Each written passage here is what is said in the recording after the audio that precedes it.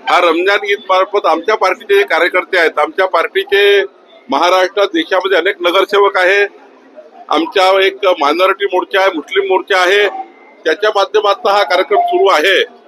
त्यामुळे मोदीजींनी खरं तर आम्ही सर्व लोक काही मुस्लिम विरोधी नाही आहोत, आम्ही सर्व लोक काही ख्रिश्चन विरोधी नाही आहोत।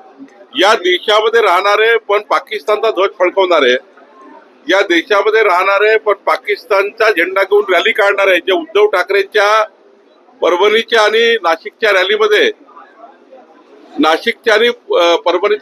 उद्धव ठाकरेंच्या पाकिस्तानचे झेंडे फडकत होते, ते जे लोक आहेत त्यांच्या विरोधी आमची भूमिका आहे।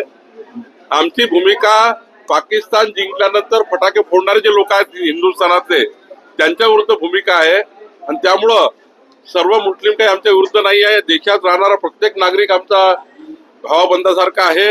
हिंदू मुस्लिम सिख इसाई पहिल्यापासून आम्ही ठरवलेला आहे, भाऊबंदकी आहे या देशाची। या देशाचं ब्लडच असं आहे की आम्ही सर्वांना सोबत घेऊन जातो। आणि हा कार्यक्रम भारतीय जनता पार्टीच्या मायनॉरिटी मोर्चाचा, मुस्लिम मोर्चाचा आहे। आणि त्यामुळं या कार्यक्रम करण्याकरता भारतीय जनता पार्टी पुढे आली आहे।